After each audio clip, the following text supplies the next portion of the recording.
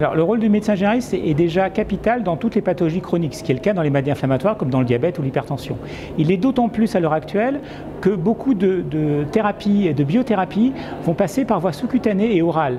Et donc les patients vont moins fréquenter l'hôpital et plus être attirés par le généraliste qu'ils ont l'habitude de voir, en qui ils ont confiance. Le médecin généraliste doit savoir dépister, informer, surveiller et ramener à l'hôpital en cas de problème.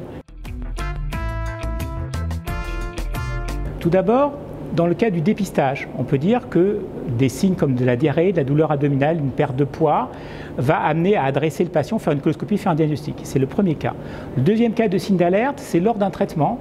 Lorsqu'il y a une fièvre, de violentes douleurs abdominales, le médecin généraliste doit bien sûr éliminer une infection qu'il peut prendre en charge, suspendre les traitements en attendant que la prise en charge hospitalière soit faite et adresser à l'hôpital dans les plus brefs délais. À l'heure actuelle, on sait que les corticoïdes sont dangereux, délétères. En réalité, c'est un peu comme dans un incendie, lorsqu'on arrête l'alarme incendie mais qu'on ne traite pas l'incendie. Les symptômes des malades vont disparaître, les malades vont être rassurés et le malade va vouloir poursuivre sa corticothérapie alors que ça ne le soigne pas et il prend des risques infectieux. Et donc il est très important que les généralistes n'initient pas des corticothérapies sans avis de gastro-entérologie, même si le malade est extrêmement demandeur.